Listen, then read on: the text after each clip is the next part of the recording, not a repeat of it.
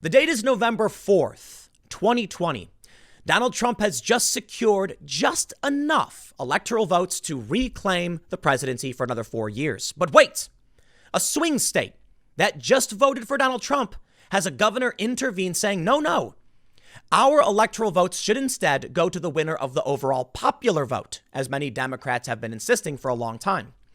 They then decide to give the votes to Joe Biden, who immediately declares victory, saying, well, it's the state's choice, right?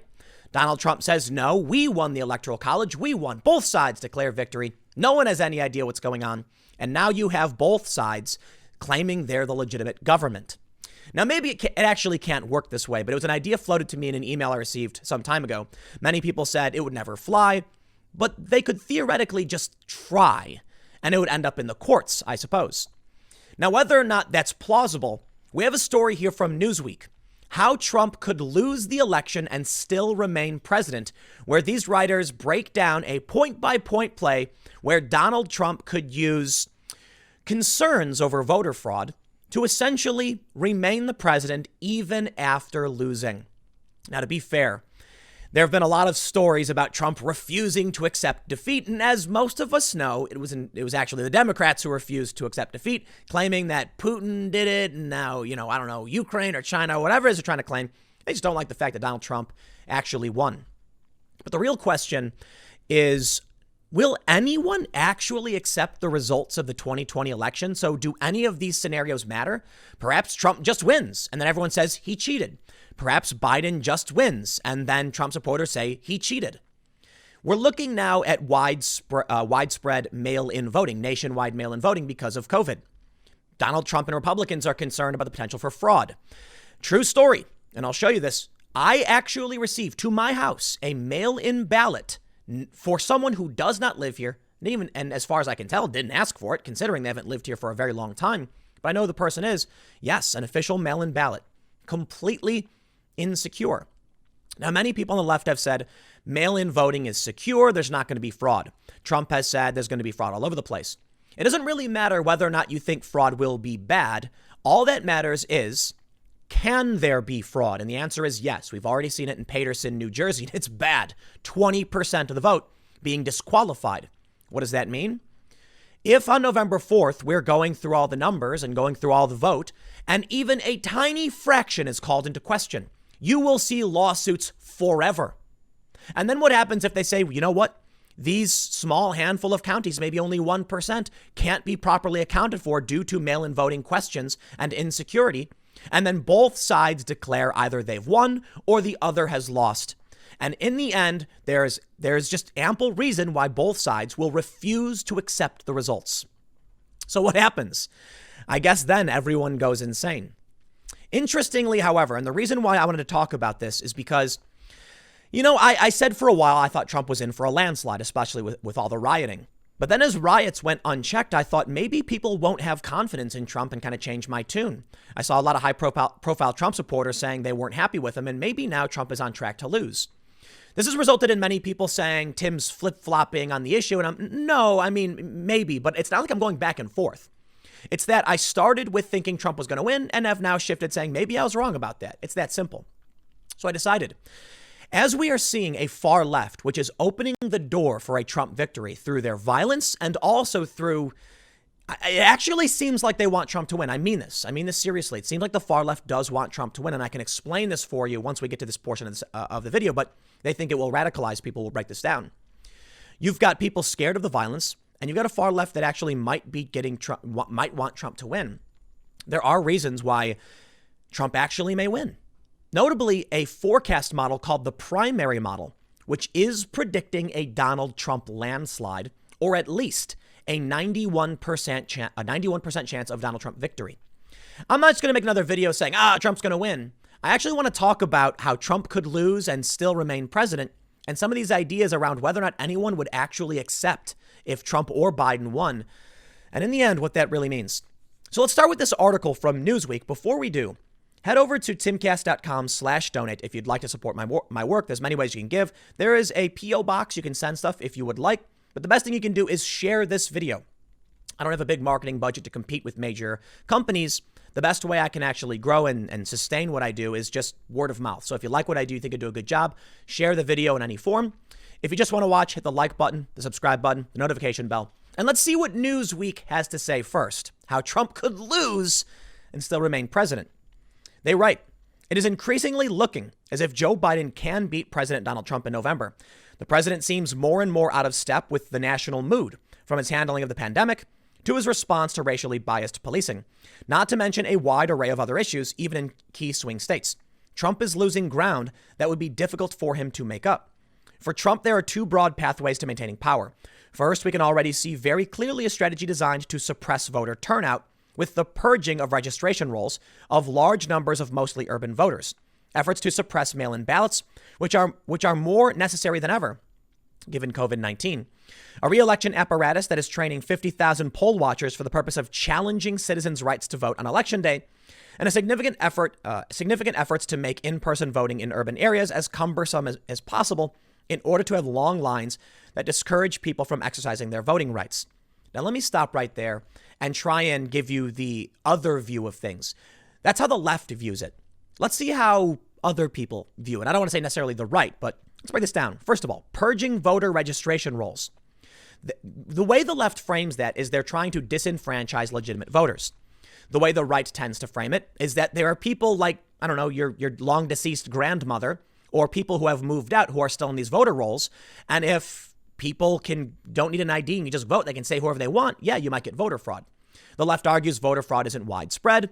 It doesn't matter so long as it can happen. And if we're talking about mail-in voting, this is really bad.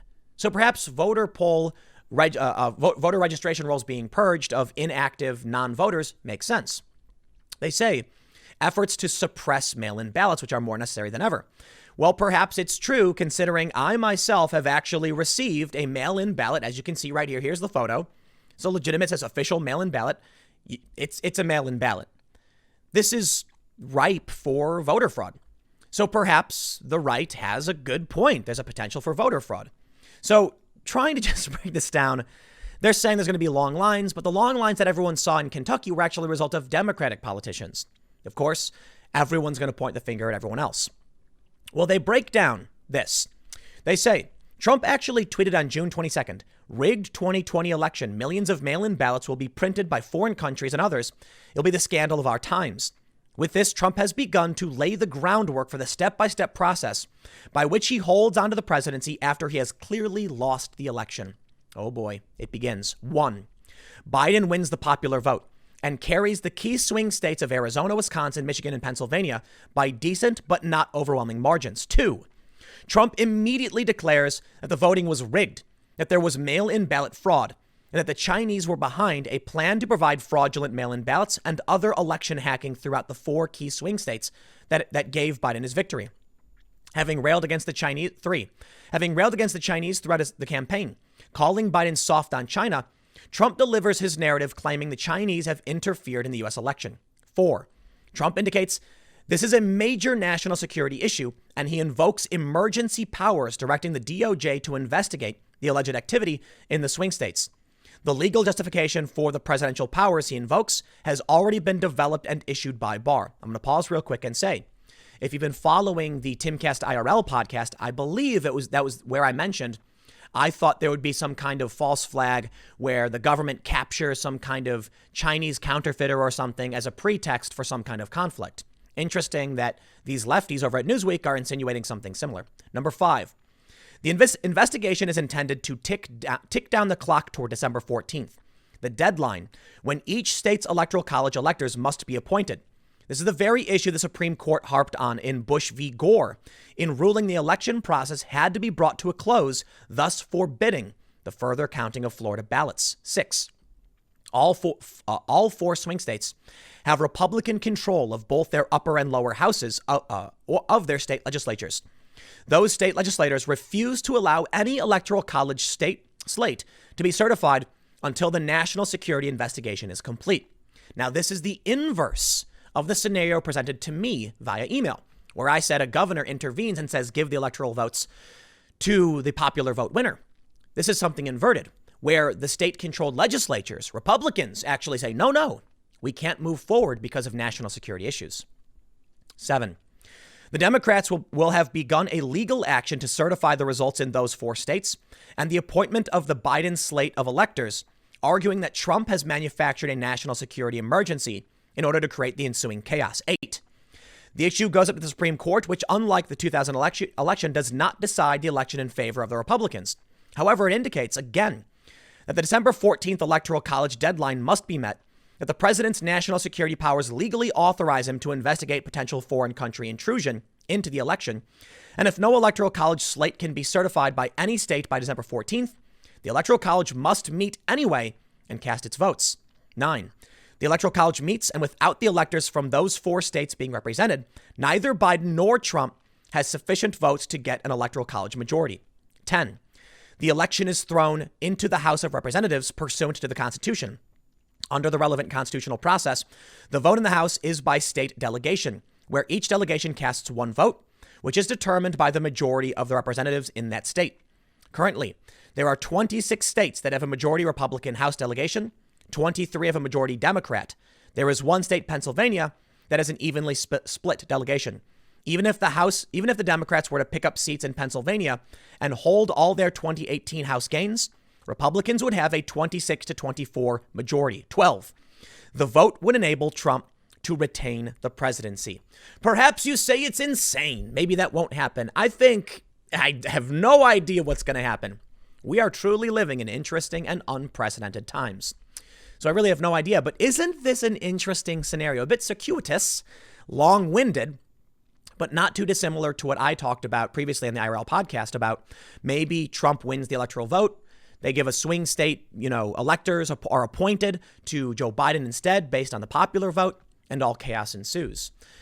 In the end, I think what we see from both of these ideas is an inversion of basically the same thing, but accusing the other side. In this, they accuse Trump of interfering. In my scenario, we accuse the Democrats of interfering. But in the end, the reality is voters won't accept the 2020 election results, no matter who wins. A lot of people have said it. So then what happens? As we are entering these truly unpredictable, unprecedented, and interesting times, many people have brought up the prospect of a civil war. If this goes from the top down, from the highest levels of government all the way to the street level regular people, then yeah, it seems the makings of a civil war are legit. We then have the woke far left, and then we have the civil libertarian constitutionalist conservatives. Take that for what it is. You're going to see fringe elements on both sides fighting for their opportunity to, from the ashes of the old, they will build anew. It's hard to know exactly what will happen, but I will say something. Before we move further and entertain the possibilities of absolute chaos in Bedlam, I want to point out, they've said this before. The New York Times, October 19th, Donald Trump won't say if he'll accept the results of the election. Here's one from PBS. Trump won't accept election results if he loses as Clinton expands campaign into red states. October 21st, 2016. And then, of course, you have the actual potential for fraud, so those are the older stories. But as of now, I show you this because there is an actual probability that there will be some fraud that I'm kind of already seeing. In which case, even though people have mentioned in the past Trump won't accept the results, you didn't have the same thing back then as you have today.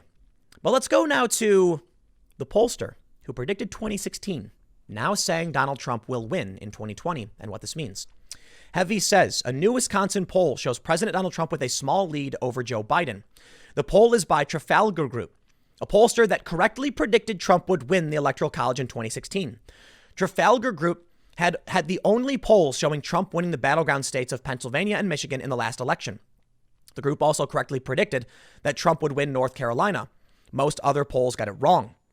The Trafalgar Group's 2020 Wisconsin and Michigan polls are outliers this year, too, as most other polls show Joe Biden breaking out with significant leads over the president. So you get the general idea. They go on to say that they spoke with them and they're predicting what many aren't. But if we move forward now based on those outliers who are saying Trump might actually win these swing states, I highlight that to mention maybe Newsweek's prediction is wrong, but take a look at this. Professor who predicted Trump's 2016 win explains why he thinks Trump will win again. And this was from May 29th. The story was then repeated on June 20th. Trump's primary vote totals trounce previous incumbents' numbers. With no serious challenges for the Republican Party nomination and high approval numbers among the GOP's rank and file, Trump could have cruised through the spring campaign season like most incumbent presidents do. Instead, he traveled to 18 states for campaign rallies and spent more than $155 million to rack up high primary vote totals for a nomination he had no chance of losing. This is where it gets interesting. I don't remember any uncontested primary campaign for a sitting president like this, Stony Brook University professor Helmut Norpoth told the Post.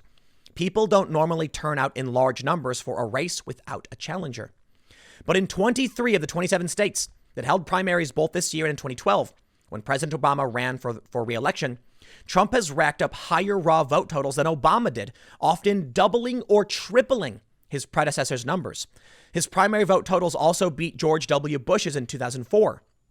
The high Trump turnout showed up not only in reliably Republican states like Montana and Arkansas, but even in deep blue strongholds and in purple states that Joe Biden hopes to flip come November. Yes, the enthusiasm gap. We get it. More people, they just love to vote Trump, and they're not backing down. If Joe Biden can't muster this vote, then why would we expect Trump to lose?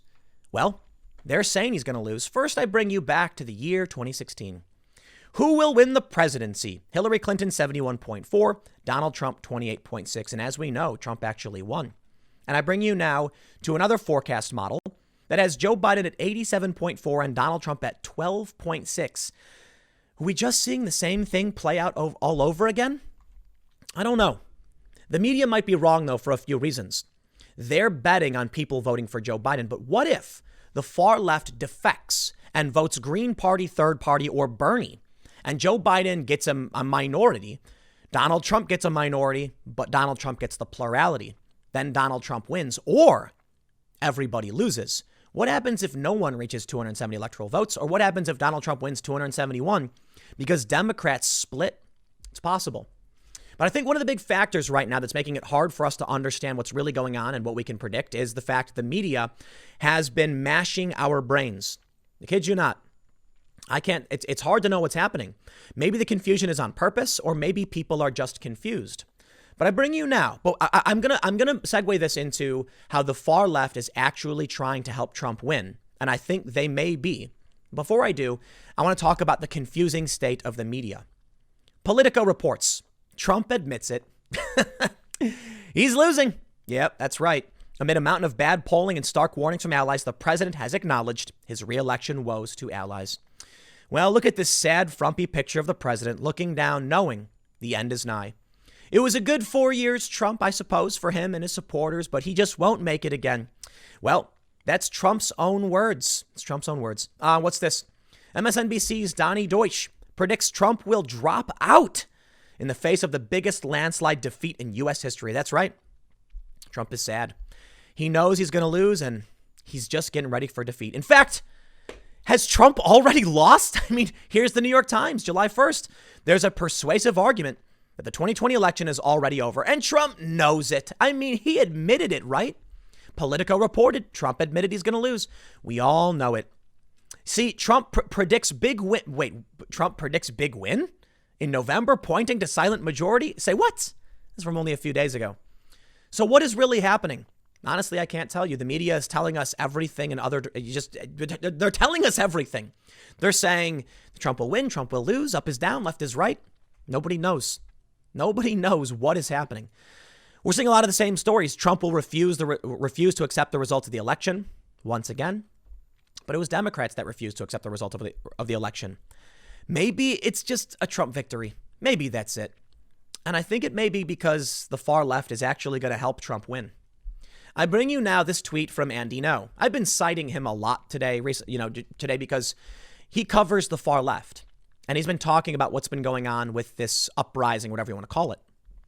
Andy Ngo tweeted, "This 4-step plan for overthrowing the U.S. government was posted outside the federal courthouse that was attacked by Antifa last night in Portland. Step 2 says the U.S. economy should be kept in tatters. I wonder if the Green Party supports this plan." And here's the poster stuck outside where Antifa was fighting with the police and U.S. Marshals. It says, Step 1, vote Green Party in the November election to prevent a corporate shill candidate from being elected. 2, keep the country mostly shut down by way of strikes, boycotts, and peaceful demonstrations. 3, establish consensus on a plan for the new system. And 4, persuade the National Guard to assist the majority in the overthrow of the state.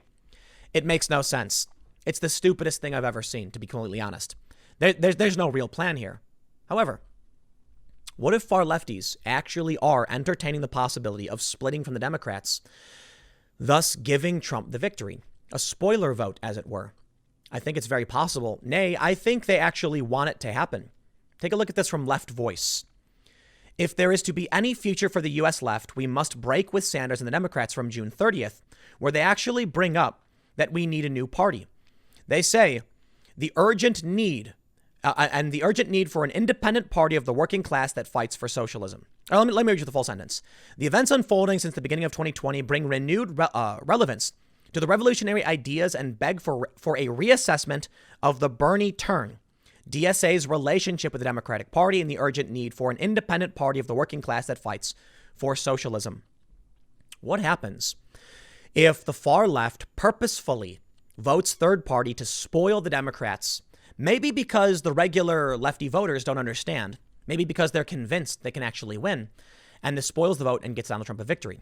I think about it this way. A lot of young people don't like Joe Biden, don't want to vote for Joe Biden.